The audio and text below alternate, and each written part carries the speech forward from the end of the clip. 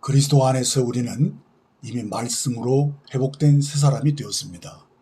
이제 우리는 변화된 새로운 삶을 살 수 있다는 것을 말씀드리려고 합니다. 많은 이들이 죄사함을 받고 하나님의 자녀가 된 것을 기뻐했었지만 그 기쁨이 얼마 가지 않아 시들어버리고 이전의 연약한 죄인의 모습으로 전락해버리므로 이를 근심하며 극복해보고자 더 큰 열정으로 죄를 이겨보려고 애써봤지만 그것이 우리 애씀으로 해결되지 않음을 알고서 좌절한 신자들을 저는 많이 보았습니다. 그러니까 분명 죄사함의 감격을 경험한 하나님의 자녀임에도 불구하고 새 생명으로 사는 생명과 성령의 법을 정확히 알지 못하면 결코 죄와 사망의 굴레에서 벗어나지 못하고 여전히 광야에서 방황하는 삶을 살 수밖에 없다는 것을 깨닫게 됩니다. 그러나 오늘 고통받는 이들에게 기쁜 소식이 있습니다. 그것은 변화된 새 피조물의 삶은 죄와 사망의 법에서 처절하게 자신의 죄인됨을 알게 된 이들에게 놀라운 은혜가 주어지는 회복의 역사가 있다는 것입니다. 곧 말씀으로 회복된 새 사람의 삶을 얻게 된다는 것입니다. 그래서 오늘은 로마서 12장 2절 말씀으로 마음을 새롭게 함으로 변화를 받는 새 사람의 삶을 세밀하게 살펴볼 것입니다. 너희는 이 세대를 본받지 말고 오직 마음을 새롭게 함으로 변화를 받아 하나님의 선하시고 기뻐하시고 온전한 뜻이 무엇인지 분별하도록 하라. 자, 여기서 마음은 영어 성경으로 보면 마인드입니다. 그러니까 이 말은 우리의 생각을 곧 정신을 새롭게 하라는 말입니다. 우리의 삶의 방식은 두 방면으로 나눠집니다. 즉 2세대를 본받아 세속적인 마인드로 살든지 아니면 말씀으로 우리 마인드를 새롭게 함으로 변화를 받아 하나님의 선하시고 기뻐하시고 온전한 뜻이 무엇인지를 분별함으로 변화된 거룩한 삶을 살든지 둘 중에 하나가 된다는 것입니다. 최근에 뇌과학자들이 발견한 것이 있다는 기사를 보았습니다. 사람의 뇌활동을 보면 새로운 생각을 각성하게 되면 뇌가 새로운 길을 만들어서 우리의 생각을, 마인드를 변화시켜 준다는 것을 발견한 것입니다. 사람들은 흔히 나이가 들어 늙어지면 새로운 걸 배우는 게 쉽지 않아서 이미 배운 것을 변화시킬 수가 없다고 생각하게 되는데 그러나 최근에 뇌과학자들이 발견한 것은 뇌가 플라스틱과 같은 형태라서 플라스틱은 다양한 모양으로 만들 수 있는 것처럼 우리 뇌도 그렇다는 겁니다. 사람의 행동은 습관에 따라 결정된다고 합니다. 그러니까 여러분들이 가지고 있던 이 습관을 오랫동안 하지 않고 이제 새로운 생각을 계속 하게 되면 뇌에서 새로운 세포들이 활성화되어 뇌에 새로운 길이 만들어진다고 합니다. 즉 새로운 사고방식이 주입되면 뇌에서 새로운 길을 만들어낸다는 겁니다. 그래서 사람이 새로운 생각을 훈련하게 되면 자신의 DNA 속에 생각을 바꿀 수 있다는 것입니다. 우리의 뇌에 새로운 길이 만들어지는 이치는 아주 간단하다고 합니다.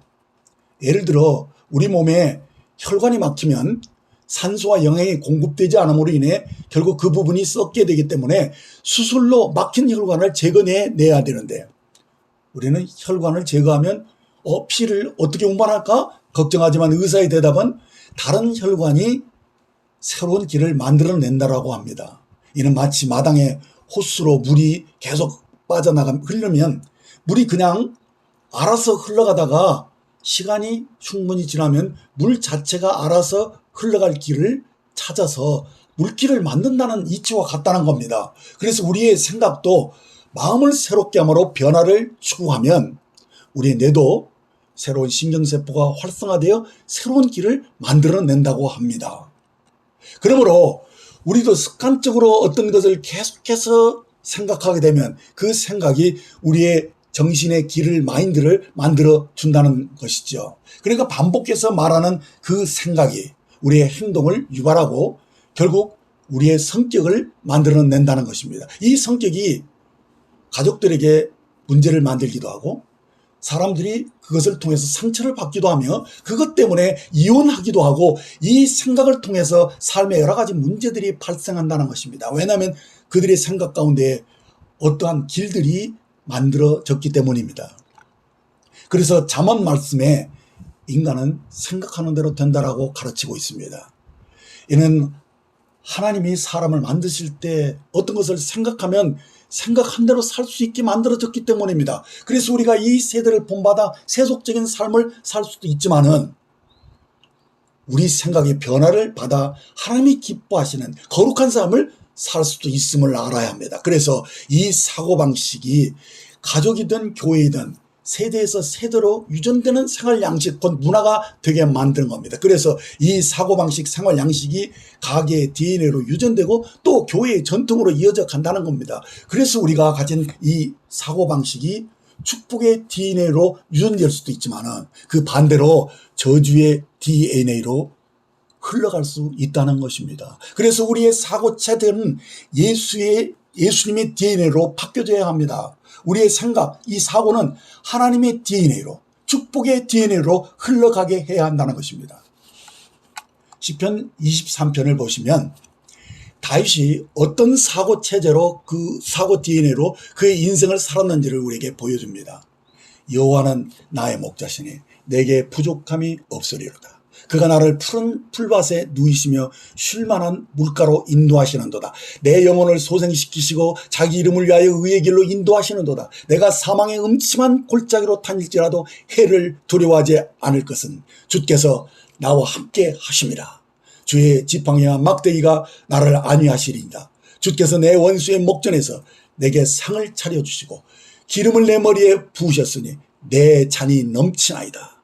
내 평생의 선하심과 인자하심이 반드시 나를 따르리니 내가 여호와의 집에 영원히 살리로다. 자, 이처럼 다윗은 주님의 양으로서 하나님의 보호와 돌보심 속에서 그는 만족하고 행복한 삶을 살고 있음을 봅니다. 인생의 굴곡 속에 누구나 희비애락은 있기 마련입니다. 그러나 어떤 사고의 DNA로 사느냐에 따라서 그 반응이 다르게 나타납니다. 다윗은 주님의 인도하심 아래서 영원히 소생하는 삶을 살았다고 말합니다. 그래서 그는 내 잔이 넘치나이다 라고 고백을 했고 내 평생의 주의 선하심과 인자하심이 나를 따를 것이다 라고 고백하면서 내가 여호와의 집에 영원히 살 것입니다 라고 찬양하는 마인드를 가졌음을 보게 됩니다. 자, 여기서 특별히 나의 혼을 소생시키시고 라고 하는 이 말이 히브리 언어를 보면 회복시키다는 뜻입니다. 이 말을 다시 되돌려 놓다는 말로서 상급이 함께 한다라는 뜻이 포함되어 있었습니다. 그러니까 나의 혼을 소생시킨다는 것은 다윗이 사울왕에게 쫓겨다니면서 그 영혼이 얼마나 상하고 곤비하고 좌절해 있었겠습니까? 그런데 그런 상황에서 그의 혼을 다시 회복시켜 주시고 상급이 있게 하셨다는 것입니다. 어떤 주석을 보니까 소생시키다는 것은 상처를 치유할 때 흉터도 남지 않게 회복된 것을 의미한다고 말했습니다. 그러니까 이 말은 우리가 어떤 깊은 상처를 받으면 그것이 치유되더라도 거기에 흉터가 남기 마련인데 우리의 혼이 소생되었다는 말은 하나님이 이전에 있던 혼의 조건보다 더 좋은 상태로 우리를 돌려주셨다는 말씀인 것입니다. 그러니까 우리가 과거에 어떤 상처로 낙심되거나 슬픔이나 분노가 또 후회가 남아있지만은 하나님이 우리 혼을 소생시키실 때 우리 마음과 생각을 이전보다 더 좋은 상태로 되돌려 주신다는 것입니다. 요엘서 2장 25절을 보면 내가 전에 너희에게 보낸 큰 군대 곧 메뚜기와 느치와 황충과 팥충이가 먹은 횟수대로 너희에게 갚아주리니 라고 말씀하신 것을 봅니다. 메뚜기들이 갉아먹은 횟수대로 여호와께서 보상하시라 하신 것이죠. 여기서 횟수대로는 시간, 세월을 보상하신다, 갚아주신다는 말인데 이는 너희들이 지금까지 노력하고 일한 시간들, 곧 그 열매들을 회복하신다는 의미일 것입니다. 우리가 잃어버렸던 물질이나 땅 등을 회복해 주는 건 비교적 쉽다고 봅니다. 그런데 잃어버린 시간을 보상받는다는 것은 자연적인 면에서 그것이 참 어려워 보입니다. 예를 들어 지금까지 살아온 낭비된 시간들, 나의 고통스러운 세월들, 내가 오랫동안 기다려오면서 낭비한 그 시간들을 어떻게 하나님이 보상해 주신다는 것인가 의문이 듭니다. 그러니까 하나님이 우리에게 주시는 회복은 괜찮아, 다시 시작하면 되지 라고 말하는 그런 정도가 아니라 잃어버린 횟수대로 보상해 주신다고 했으니 이 말은 그가 나의 생명을 더 좋은 상태로 되돌려 주신다라는 말씀입니다. 그래서 과거의 아픔과 상처가 이제 더는 생각나지 않는 그런 넘치는 은혜와 위로로 우리를 보상해 주시다고 말씀합니다. 그렇습니다. 하나님은 우리의 과거, 현재, 미래를 다 보시고 아시는 분입니다. 그래서 나는 앞으로 이렇게 저렇게 할 것이다 라고 우리가 말하기도 전부터 앞으로 우리에게 일어날 일들을 하나님은 미리 다 보고 계신다는 것입니다. 그래서 창세기에 나와 있는 이 에덴 동산에서 일어난 사건도 하나님은 미리 보고 계셨기 때문에 그것도 하나님의 허용하신 섭리 안에 있었다는 것입니다. 그러니까 하나님은 그 일이 그렇게 되지 않았어야 하는데 라고 후회하신다거나 이 일만큼은 이렇게 되었으면 좋겠다라고 소원하시는 그런 유약한 분이 아닙니다. 하나님은 이미 모든 것을 다 아시고 모든 것이 협력하여 능히 선을 이룰 수 있는 전능하신 하나님이시기 때문에 성경은 분명하게 말씀하고 있습니다. 창세전에 곧 아담이 타락하기 전에 땅의 기초가 세워지기 전에 이미 어린 양이 희생제물로 준비되었다라고 말씀하고 있습니다. 보십시오. 하나님은 문제가 생기기도 전에 그 해결책을 미리 준비하셨습니다. 자, 그렇다면 여러분의 인생을 하나님은 어떻게 하실 것이라고 보십니까? 우리의 인생들은 여러 계획 속에서 나름의 스텝을 밟아가려고 합니다. 하지만 하나님 이렇게 말씀하십니다. 사람의 마음으로 자기의 길을 계획할지라도 그 걸음을 인도하시는 자가 여호와시니라 라고 말씀합니다. 자, 이게 무슨 말인가 하면 우리가 하나님을 먼저 선택하거나 먼저 사랑한 것이 아니고 하나님이 우리를 다 아시고 먼저 선택하셨고 사랑하셨다는 것입니다. 그렇습니다. 땅의 기초가 놓이기 전부터 하나님이 우리를 아시고 사랑하셨다라고 말씀합니다. 따라서 우리들의 여정은 이미 축복이 준비된 상태에서 우리가 그 영광에 들어가도록 애정된 상태에서 우리의 발걸음을 인도하고 계신다는 것입니다. 그래서 성경은 우리가 알거니와 하나님을 사랑하는 자, 곧 그 뜻대로 부르심을 입은 자들에게는 모든 것이 합력하여 선을 이루니라라고 말씀하고 계십니다. 이렇게 우리는 때로 실수도 하고 연약하여 주저앉을 때도 없지 않지만 그러나 하나님은 여전히 변치 않는 사랑으로 우리를 축복하시고 언제나 회복의 역사로 우리를 이끄시는 분입니다. 그러므로 우리가 다 잃었다고 할 때 하나님은 우리를 축복하시고 회복하시는 분이십니다. 하나님은 우리가 잃어버린 모든 것을 반드시 회복해 주십니다. 메뚜기가 먹은 횟수대로 회복해 주십니다. 이는 하나님이 우리를 택하셨고 우리의 인생을 사랑 가운데 계획했기 때문에 하나님은 우리를 포기할 수 없고 잃어버릴 수 없다는 것입니다. 하나님은 유대하신 주권자가 아니십니까? 그래서 하나님이 우리들이 잃어버린 횟수대로 보상해 주신다는 것은 그 잃어버린 시간을 전부 축적해서 압축 파일을 풀어내듯이 한 번에 보상해 주신다는 의미입니다. 요엘서 2장 24절을 보시면 너희 마당에는 곡식이 가득 찰 것이고 독에는 새 포도주와 기름이 넘치리로다 라고 말씀하셨으며 이어지는 26절에서는 너희가 먹되 풍족히 먹고 너희에게 놀랍게 대접한 하나님 여호와의 이름을 찬송할 것이라. 내 백성이 영원히 수치를 당하지 아니하리로다 라고 말씀해 주신 것입니다. 놀라운 회복의 역사를 약속하신 것입니다. 이렇게 하나님이 우리를 놀랍게 대접한 것은 우리가 감사하며 찬송하게 될 것이다 라고 말씀해 주신 것을 봅니다. 여러분, 우리가 만일 잃어버린 게 없었더라면 하나님께 드릴 수 있는 찬송도 없었을 것입니다. 그러나 우리가 실패한 것에 대한 하나님의 보상, 그 회복으로 인하여 우리가 드높은 찬송을 드리게 될 것이다 라고 말씀하고 있습니다. 그러니 너무 슬퍼하지 말라는 것이죠. 우리가 너무나 소중한 것을 오랫동안 그것을 잃어버리고 있었지만 하나님이 이 소중한 것을 온전하게 되찾게 해주신다면 우리가 잃어버리지 않았을 때보다 그것을 더 가치 있게 여길 것이 분명합니다. 그렇습니다. 잃어버리기 전에 가졌던 그 감사와 찬양보다 그걸 다시 되찾았을 때 우리는 더 높은 차원의 감사와 찬양을 하게 된다는 것입니다. 그래서 요엘서 2장 26절에 놀라운 일을 행하신 너희 하나님 여호와의 이름을 찬송할 것이다 라고 말씀하신 것입니다. 누가복음 15장에 나오는 이 탕자의 이야기를 보면 그 모든 걸 잃어버리고 아버지에게 돌아와서 이제부터는 제가 아버지의 아들로서 살지 않고 품꾼의 하나로 살 것입니다 라고 말했을 때 아버지가 탕자를 어떻게 대우하셨나요? 아버지는 종들에게 이르되 제일 좋은 옷을 내어다 입히고 손에 가락지를 끼우고 발에 신을 신기라. 그리고 살찐 송아지를 끌어다가 잡으라. 우리가 먹고 즐기자라고 말씀하신 것입니다. 자, 이것은 하나님이 우리를 회복시켜 주실 때 우리는 이전에 소유하고도 몰랐던 아버지의 사랑과 은혜를 깨닫게 하며 그 마음에 놀라운 변화가 일어나게 하신다는 것입니다. 그가 자녀로 사는 것이 얼마나 소중한 것인지 그 가치를 이제 비로소 알게 된다는 것입니다. 이렇게 회복의 능력은 잃어버리기 전보다도 훨씬 더 놀라운 가치로 우리를 회복해 주시는 것입니다. 여러분, 인류의 타락은요, 사실 하나님에게 깜짝 놀랄 만한 일은 아니었습니다. 하나님은 이것을 다 알고 계셨던 것입니다.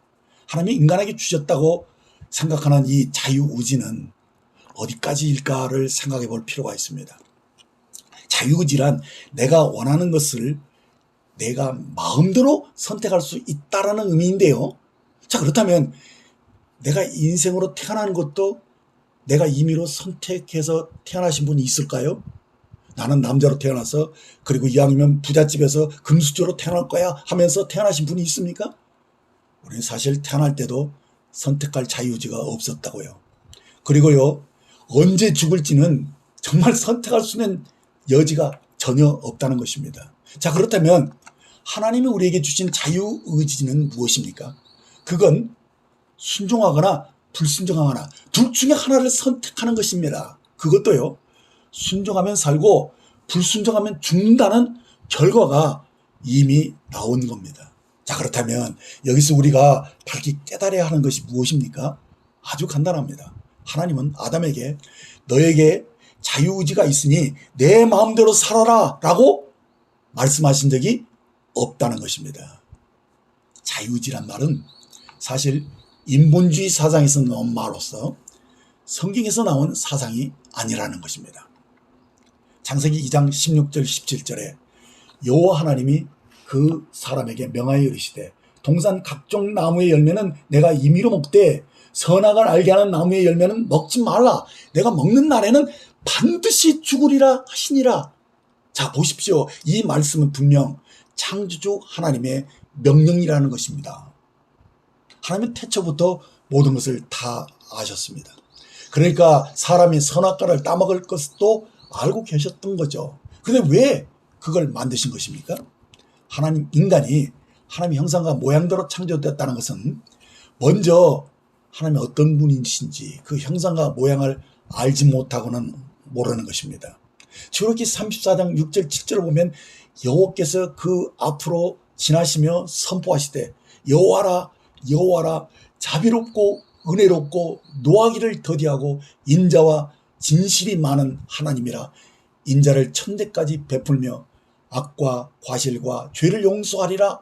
그러나 벌을 면제하지는 아니하고 아버지의 악행을 자손 3, 4대까지 보응하리라 하신 이 말씀을 보시게 되면 하나님이 어떤 분이신지 우리에게 계시되어 있습니다. 하나님은 자비롭고 은혜롭고 친절하시고 인내와 절제가 뛰어나신 분임을 보게 됩니다.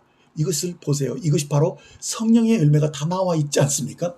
자, 그런데요, 우리가 하나님의 형상과 모양으로 지어졌다고는 하지만 우리에게 이런 성품이 언제 나옵니까? 자비롭고 은혜롭고 친절하고 인내심 있고 절제력 있는 이런 아름다운 성품인 곧 성령의 열매가 우리에게 언제 나옵니까? 이런 성품은요, 우리가 하나님을 알고 경험한 후에 성령으로 살 때에 비로소 주어지는 것입니다. 여러분, 우리가 감사한 마음을 언제 가지게 되나요? 그건 우리가 하나님의 자비하심을 알고 경험할 때 비로소 감사하는 마음을 가진다는 것입니다. 그런데 우리가 언제 하나님이 자비롭고 은혜로우신 분임을 아신 겁니까? 그것은요, 우리가 먼저 은혜가 무엇인지를 알아야만 할 것입니다. 은혜는 우리가 받는 것이 결코 마땅하지 않다는 것을 알아야만 은혜를 안 것입니다. 그런데 어느 누가 스스로 하나님의 은혜를 알고 감사하는 자가 있습니까? 아무도 없습니다. 하나님이 그의 자비하심을 우리에게 보여주시기 전에는 아무도 이 은혜를 알 수 없습니다. 그러면 우리가 언제 어떻게 이 은혜를 깨닫게 되나요? 그것은 내가 실패해봤기 때문에 아는 것입니다. 내 힘으로 내 스스로 구원할 수 없다는 것을 절절히 알기 전에는 사실 아무도 하나님의 자비와 그 은혜를 알 수가 없는 것입니다. 그래서 로마서 5장 20절에 죄가 더한 곳에 은혜가 더욱 넘쳤나니 라고 하신 이 말씀의 의미를 정확히 아는 사람이 아니면 은혜를 모르는 것입니다.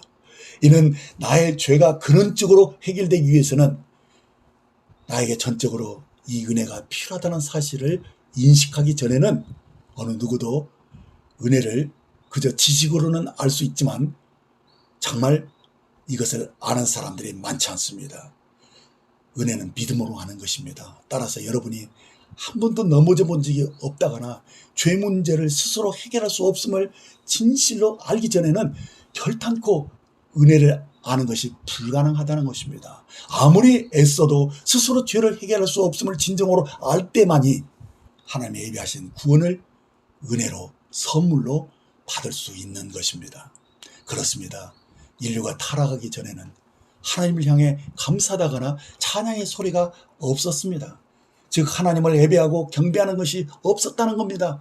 하지만 아담은 그 당시 모든 것을 가진 자였지 않습니까? 그런데도 그가 자기가 다 가졌다는 것을 알고 하나님께 감사했을까요? 그런 기록이 없습니다. 사랑하는 여러분, 하나님을 사랑하십니까? 정말로 하나님을 사랑하십니까? 그렇다면 왜죠? 하나님이 우리를 먼저 사랑했기 때문입니다. 그걸 알고서 우리가 그 사랑을 경험했기 때문에 우리는 지금 하나님을 사랑하는 것입니다. 여러분, 예배 드릴 때 우리가 왜 감사하는 것입니까? 하나님의 선하심을 경험했기 때문이 아닙니까? 우리가 하나님의 자비하심을 받은 그 유일한 이유가 무엇입니까? 우리가 넘어졌기 때문입니다. 내 힘으로는 도저히 어찌할 수 없는 죄인임을 알았기 때문에 하나님이 제시하신 구원을 우리는 은혜의 선물로 믿음으로 우리가 받고 순종하는 사람이 된 겁니다. 여러분, 인간이 선악을 알게 하는 나무의 씨과를 따먹었을 때 하나님이 말씀하시기를 이제 이 사람이 선악을 아는 일에 우리 중 하나같이 되었으니 라고 말씀하셨습니다. 이 말씀이 무슨 의미인지 아시겠습니까? 하나님은 우리가 선과 악을 다 알고 있는 그런 상태에서도 우리가 거룩하게 되기를 바라셨다는 것입니다. 하나님은 거룩하신 분입니다. 그러나 어느 곳에서도 하나님은 죄가 없으시다라고 말씀하지 않았습니다. 이 차이를 아셔야 합니다. 예를 들어 우리는 아무것도 모르는 어린아이에게 죄를 묻지는 않습니다. 그렇다고 어린아이를 거룩하다고 말하지 않는 이유가 무엇입니까? 선악과를 먹기 전에 아담은 죄가 없었지만 거룩하지는 않았습니다. 그러나 하나님의 계획은 언제나 우리가 마지막 아담인 그리스도 예수와 같게 되어서 거룩하게 되기를 바라신다는 것입니다. 그러므로 우리를 향한 하나님의 계획은 우리가 하나님의 형상과 모양으로 거룩하게 되기를 바라시는 것이죠. 그래서 하나님은 우리가 하나님의 자비와 그 은혜를 아는 자가 되게 하시려고 우리를 죄 가운데서 구속하셨고 그의 사랑과 은혜를 찬미하는 거룩한 예배자로 삼으신 것입니다. 이것이 우리가 하나님을 사랑하게 된 이유이며 우리가 찬양하며 경배하는 이유입니다. 이는 우리가 하나님의 선하심을 경험했기 때문입니다. 여러분, 구원이 뭡니까? 구출되는 것을 뜻합니다. 따라서 우리에게 구출되는 상황이 없었다면 구원이 뭔지를 전혀 알지 못했을 것이라는 겁니다. 우리가 죄의 지배 아래 있었기 때문에 죄에서 자유케 되는 것이 무엇인지를 알게 된 것입니다. 이렇게 하나님의 구원과 회복은 언제나 더 큰 가치를 제공해 줍니다. 우리가 만일 잃어버리고 그것도 실패하지 않았더라면 가질 수 없는 더 큰 가치와 더 큰 보상을 우리에게 누리게 함으로 알게 하시는 것입니다. 여러분, 욥의 회복을 보십시오. 그가 고난을 통과한 이유를 여기서 발견하게 됩니다. 그 결말은 처음보다 더 큰 복을 받았다라고 말씀하고 있는데, 물론 양이나 소가 이전보다 더 많아진 것만을 말씀하는 것은 아닙니다. 그가 이전보다 더 거룩해졌다는 것입니다. 그가 하나님 앞에 자기 의가 아무것도 아닌 것을 안 것이죠. 그래서 그가 내가 주께 대하여 귀로 듣기만 하였사오나 이제는 눈으로 주를 배웠나이다 라고 하나님에 대한 그의 믿음이 새로운 차원으로 들어온 것을 보여주었습니다. 그렇습니다. 우리가 언제나 확신할 수 있는 것은요, 고난을 통과한 후에는 언제나 이전보다 더 큰 가치와 더 큰 보상이 주어진다는 것입니다. 에레미야 29장 11절을 보시면 너희를 향한 나의 생각을 내가 하나니 평안이요 재앙이 아니니라. 너희에게 미래와 희망을 주는 것이다 라고 말씀했고, 에베소 3장 20절 말씀에는 우리 가운데 역사하는 능력대로 우리 온갖 구하는 것이나 생각하는 것에 더 넘치도록 능히 하실 이게라고 고백하신 말씀을 보면, 우리를 향한 하나님의 선하신 목적은 우리가 고난을 통과하고 있지만 우리를 향하신 하나님의 뜻은 언제나 우리의 장래에 소망을 주는 영광의 약속이 포함되어 있다는 것입니다. 그래서 이전보다 더 온전하고 더 굳건하고 더 거룩한 변화를 가져온다는 것입니다. 베드로전서 5장 10절에 모든 은혜의 하나님 곧 그리스도 안에서 너희를 부르사 자기의 영원한 영광에 들어가게 하시니가 잠깐 고난을 당한 너희를 친히 온전하게 하시며 굳건하게 하시고 강하게 하시며 털을 견고하게 하시리라 라고 말씀한 것을 봅니다. 자, 그런데요, 놀랍게도 여기서 고난은 원어에는 어떠한 권세 아래 놓인다라는 뜻입니다. 하지만 이 말은 내가 정복당했다는 그런 의미는 아닙니다. 권위 아래 있다는 것은요, 예를 들어서 어린 자녀가 부모의 권위 아래에서 부모가 하라는 대로 하는 게 그에게 얼마나 복이 됩니까? 그러니까 하나님의 말씀은 내가 아직 어리기 때문에 잠깐 그 권위 아래에서 보호를 받지만 사실은 그 영원한 영광으로 들어가게 합당한 자로 변화되기 위해서 은혜의 하나님이 너를 경건함에 그 뿌리를 깊이 내리게 하시려고 너를 잠시 고난 가운데서 순종을 배우게 하시겠다라고 말씀하신 의미입니다. 그렇습니다. 하나님은 우리를 이기는 자로 찾고 계시는 것이죠. 그래서 우리를 흔들림 없이 서게 하시려고, 모든 것을 행한 후에 굳건히 서게 하시려고, 우리를 승리의 확신 가운데 세우시기 위해서, 우리로 완전한 확신 가운데 이기는 자가 되게 하시려고 우리를 잠시 고난 가운데 두신 것입니다. 그런데요, 고난은 괴로움을 참고 견디는 인내가 요구되는데, 우리가 가장 참기 어려운 인내가 무엇인지 아십니까? 어려울 때 내가 아무것도 하지 않고 하나님이 하시는 일을 잠잠히 기다리는 것입니다. 출애굽기 14장 13절을 보시면 모세가 백성에게 이르되 너희는 두려워하지 말고 가만히 서서 여호와께서 오늘 너희를 위하여 행하시는 구원을 보라. 너희가 오늘 본 애굽 사람을 영원히 보지 아니하리라. 이 말씀은 지금 애굽 군대가 홍해 앞에 선 이스라엘 백성에게 지금 가까이 다가오고 있는 그 상황에서 말씀한 것입니다. 그렇기 때문에 여기서 하나님이 우리에게 요구하시는 것이 무엇입니까? 두려워하지 말고 가만히 서서 너희를 위해 행하시는 구원을 보라 하신 것은 전적으로 하나님을 신뢰하라는 말씀입니다. 흔히 사람들은 불안하면 뭔가를 하려고 합니다. 그래 그 뭔가를 하지 못하면 더 힘들어합니다. 이것은 뭡니까? 아직도 나를 의지하는 것이 남아있다는 말입니다. 그래서 아무것도 하지 않고 가만히 서서 하나님의 구원하시는 것을 보려면 그 사람은 하나님의 말씀을 더하거나 빼지 않고 그 말씀을 액면 그대로 믿을 수 있는 믿음이 있어야 합니다. 여러분, 구원의 반대말이 무엇인지 아십니까? 탈출입니다. 내 힘으로 구출하는 것, 그것이 믿음이 아닌 불신입니다. 믿음의 반대말은 불신이 맞지만 더 정확히 말하면 그것은 선한 행위라고 할 수 있습니다. 그래서 우리의 구원은 우리의 선한 행위로 말미암지 않고 오직 하나님의 사랑과 은혜를 신뢰함으로 하나님이 마련하신 구원의 선물을, 곧 그 아들을 자신의 생명으로 구주로 영접하는 것을 가리킵니다. 그렇게 구원은 하나님의 사랑으로 은혜를 거저받은 선물임을 아는 자들만이 하나님의 아들의 생명을 받고 그도 그 형상과 모양으로 변화될 수 있다는 사실입니다. 그러므로 오직 믿음으로 구원을 받는다는 것은 이제 더는 내 생각이나 내 방법 수단이 아닌 오직 하나님의 예비하신 그 아들 예수 그리스도, 그분을 나의 생명으로 나의 구주로 영접함으로 그 즉시 영생을 선물로 받고 그가 그리스도 안에서 새로운 피조물로 거듭나는 것입니다.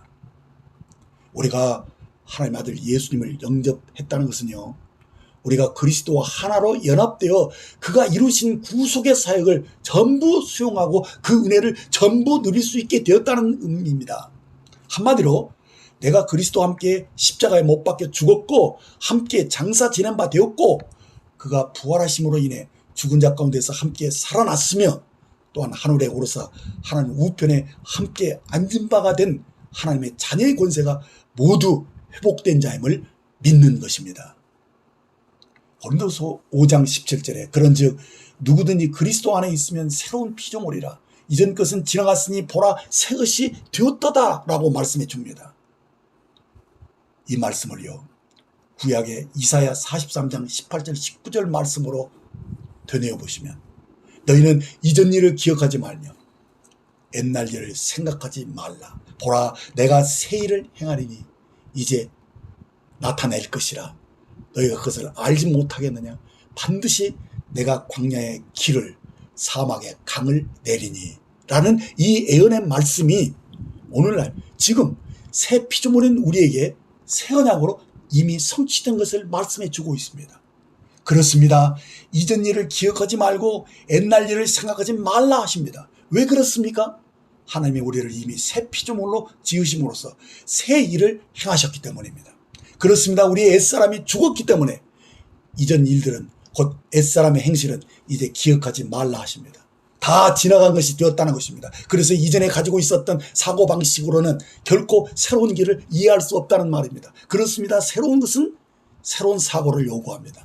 이전에 가지고 있었던 죄의식이나 죄책감은 우리를 새로운 길로 나아가게 할 수 없습니다. 내 스스로 정죄하고 나를 분발시키려 하는 이 율법적인 사고방식으로는, 이 구약적인 마인드로는 우리가 새로운 변화의 길을 나아갈 수 없다는 것입니다. 우리 주변에 아직도 구약적인 마인드로 사는 분들이 너무도 많은 것을 봅니다. 하나님은 우리들어 새 일을 행하라고 말씀하신 적이 없습니다. 하나님은 친히 내가 새 일을 행할 터이니 보라라고 하십니다. 이제 나타날 것이라고 말씀하십니다. 여기서 우리가 해야 할 일이 무엇입니까? 너희는 첫째, 이전 일을 기억하지 말며, 둘째, 옛날 일을 생각하지 말고, 셋째, 하나님이 새 일을 행하시리라는 말씀, 이것을 지켜보라는 것입니다. 그렇습니다. 새로운 것은 이전의 사고방식이라는 볼 수 없습니다. 그래서 우리의 기대를 바꿔야 합니다. 우리의 사고방식이 새롭게 되어야 합니다. 그래서 하나님이 하시는 새 일을 볼 수 있습니다. 다시 말해서 우리가 새 사람의 마인드로 바뀌어 있어야만 새 일을 본다는 것입니다.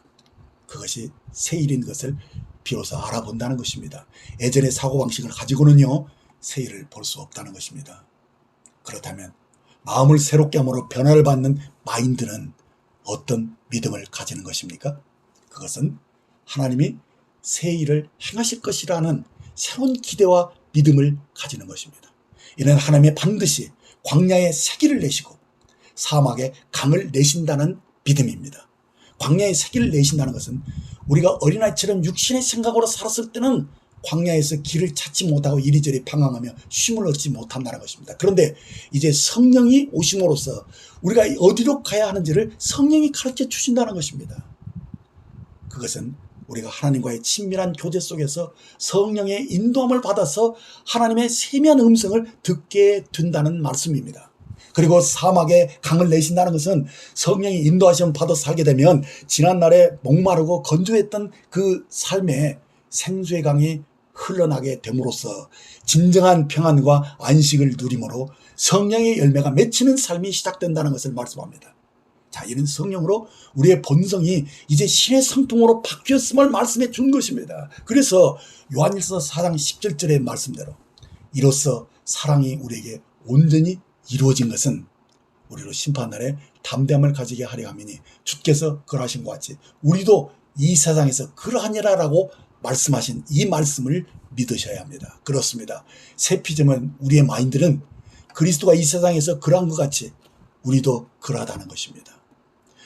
우리가 그 사랑 안에서 온전히 이루어졌기 때문에 심판날에 담대함을 가지는 것으로 구원을 시작했지만은 이제 우리가 계속 그 사랑에 머물면서 이제 주님과 같아졌다는 사실을 의식하는 이 믿음으로 살아야 하는 것입니다. 그래서 우리가 주님이 그런 것처럼 나도 그렇다는 것입니다. 그렇습니다. 우리가 이제 새 사람의 본성으로 바뀌었으니 성령의 인도하심을 받아 산다면 그리스도가 사셨던 삶을 우리도 살게 된다는 것입니다. 그렇습니다. 바울은 누가 주의 마음을 알아서 주를 가르치겠느냐? 그러나 우리가 그리스도의 마음을 가졌느니라 라고 말씀하셨습니다. 우리가 이 믿음을 가지면 우리도 주님처럼 살 수 있다는 것입니다. 요한복음 14장 12절에 내가 진실로 너희에게 이르노니 나를 믿는 자는 내가 하는 일을 그도 할 것이요 또한 그보다 큰 일도 하리니 이는 내가 아버지께로 감이라 하신 이 말씀. 사랑하는 여러분, 이 말씀을 믿으십니까? 여러분도 주님이 하신 일을 할 수 있고 또한 그보다 큰 일도 하리라는 이 말씀을 우리가 믿을 수 있다는 것입니다. 그런데요, 우리가 감히 그렇다고 대답하는 것이 어려울 것입니다. 왜 그렇습니까? 아직도 자신을 육체로 보기 때문입니다. 우리는 여기서 고린도서 5장 16절 17절 말씀을 함께 볼 필요가 있습니다. 그러므로 우리가 이제부터는 어떤 사람도 육신을 따라 알지 아니하노라. 비록 우리가 그리스도도 육신을 따라 알았으나 이제부터는 그같이 알지 아니하노라. 그런즉 누구든지 그리스도 안에 있으면 새로운 피조물이라. 이전 것은 지나갔으니 보라 새 것이 되었도다. 그렇습니다. 우리도 이제부터는 자신을 육신을 따라 보지 말고 내가 그리스도 안에서 새로운 피조물임을 보시고 이 진리를 믿어야 합니다. 이제는 자신을 존귀한 자로 보셔야 합니다. 또 다른 사람도 그렇게 보셔야 합니다. 이것이 이 말씀이 우리의 마음을 새롭게 해준다는 것입니다. 나는 존귀하지 않아. 이런 종교적인 마인드는 우리를 더욱더 작게 만듭니다. 지금 우리는 겉으로 보이는 육신의 사람을 말하는 게 아닙니다. 그 사람은 죽었습니다. 우리 옛사람은 십자가에서 예수와 함께 죽었습니다. 여러분은 여러분이 생각하는 그 사람이 아닙니다. 우리는 지금 그리스도와 함께 일으키심을 받은 새로운 피조물인 새 사람이 되셨습니다. 우리의 옛사람은 그리스도와 함께 십자가에 못 박혀 죽었고 함께 장사되었으며 그리스도와 함께 지옥 가장 밑바닥에 묻혔습니다. 지금의 우리는 그리스도와 함께 죽음에서 일어난 새 피조물입니다. 여러분 안에 계신 분이 누구입니까? 그리스도입니다. 그분은 완벽하십니다. 그분은 거룩하십니다. 그분은 완전한 하나님이십니다. 그런데요, 놀라지 마십시오. 그분이 바로 여러분 안에 계십니다. 이걸 믿을 수 없다면 그 사람은 아직 죽지 않은 것입니다. 아직도 자기 육체를 의식해서 그것을 의지해서 살아보려고 하는 사람에 불과합니다. 하나님의 말씀은 우리에게 새로운 이해와 계시를 주고 우리의 기억을 바꿔줍니다. 하나님의 말씀은 살았고 운동력이 있어 좌우의 날선 어떤 것보다도 예리하여 혼과 영과 및 관절과 골수를 찔러 쪼개기까지 하며 또 마음의 생각과 뜻을 판단한다라고 말씀합니다. 하나님의 말씀의 능력은 이처럼 우리의 혼을 변화시켜서 영에 순복하게 만드는 능력이 있습니다. 우리의 생각 마인드를 바꿔준다는 것입니다. 다시 말하면 우리가 이해하고 기억하는 것을 바꿀 수 있다면 우리의 본성도 바뀔 수 있다는 말입니다. 아니, 이미 바뀌었습니다. 이 말은 우리의 전생애를 바꿀 수 있다는 말씀입니다. 우리의 기억 속에 운반되는 모든 옛날 생각, 낙심, 좌절, 실패, 상처 이런 것들을 다 지나갔다는 것입니다. 하나님의 말씀을 선포하고 명령하시게 되면 너희는 이전 일을 기억하지 말며 옛날 일을 생각하지 마라. 보라 내가 새 일을 행하리니 이제 나타낼 것이다. 너희가 그것을 알지 못하겠느냐. 반드시 내가 광야의 길을 사막의 강을 내리니. 아멘. 이 말씀을 믿음으로 마음을 새롭게 하셔야 합니다. 우리가 새 피조물이 되었음을 선포하십시오. 여러분이 하나님의 말씀을 대할 때마다 이전 것들을 기억하지 않을 것입니다. 보라, 하나님이 새 일을 행하리니 이제 나타낼 것이다 라고 말씀하셨습니다. 이 말씀의 능력을 저희 눈으로 볼 수 있게 하실 것입니다. 여러분, 주님께서 이렇게 친히 말씀하셨습니다. 사람이 떡으로만 살 것이 아니라 하나님 입으로 나오는 모든 말씀으로 살 것이다 하셨습니다. 시편 107편 20절에 그가 그의 말씀을 보내어 그들을 고치시고 위험한 지경에서 건지시는 도다라고 말씀하셨습니다. 이렇게 하나님의 말씀을 우리의 질병뿐만 아니라 모든 우리를 위험에서 건져내시는 것이 말씀의 능력입니다. 이 말씀은 우리에게 생명을 줍니다. 승리를 가져다 줍니다. 그러므로 끝으로 여러분들에게 권합니다. 성경을 자주 보시고 이 말씀을 입에서 떠나지 않게 하십시오. 그리하면 이 말씀이 우리의 생각 속에 그리고 우리의 마음 속에서 나를 변화시켜 줍니다. 그렇습니다. 우리는 그의 말씀으로 새롭게 창조되었습니다. 우리가 하나님의 말씀을 받았기 때문에 말씀이 육신을 이었다고 말할 수 있습니다. 그러므로 이제 우리는 그리스도의 마음을 가진 자로서 그리스도의 말씀을 전해야 합니다. 말씀이 모든 걸 변화시키십니다. 말씀에 큰 능력이 있습니다. 말씀으로 사는 것은 너무도 큰 가치가 있습니다. 하나님은 모든 것을 합력하여 우리에게 선을 이루어 가시는 분입니다. 그러므로 하나님은 과거에 잘못된 것, 망가진 것, 상처들을 치유하셔서 우리의 어려운 시간을 좋은 시간으로 바꿔주시는 분입니다. 그러므로 이제 지나간 것들은 과거의 일로 넘기시고 옛날의 실패로 살지 마십시오. 여러분, 지금 그리스도 안에서 우리는 새로운 피조물입니다. 우리는 그리스도의 마음을 가진 그리스도를 전하는 자들입니다. 기도하겠습니다. 주님, 감사합니다. 저희가 자신의 힘으로 도저히 죄를 이길 수 없다고 좌절하고 절망했을 때 저에게 먼저 다가오셔서 우리를 사랑한다고 말씀하시고 주님의 자비와 은혜를 깨닫게 하셨습니다. 주님이 이미 모든 것을 다 이루어주심을 깨닫게 하심으로써 저희는 주님 안에서 새로운 피조물이 되었고 이제 믿음으로 살게 되었습니다. 이제 저희는 그리스도를 저희 마음에 모신 자로서 내 안에 그리스도가 살아계시는 것을 믿습니다. 옛사람은 죽었습니다. 이제 저는 육신의 생각으로 살지 않을 것입니다. 이제 내 안에 생명 주는 영으로 오신 주님이 나의 생명이고 나의 소망입니다. 이제 주님으로 성령으로 살 것입니다. 이제 어디서든지 주님의 마음을 가진 자로서 그리스도의 형상과 모양을 드러내고 표현하는 새로운 삶을 살 것입니다. 저는 주 안에서 새로운 피조물입니다. 감사합니다. 우리 주 예수님의 이름으로 기도합니다. 아멘.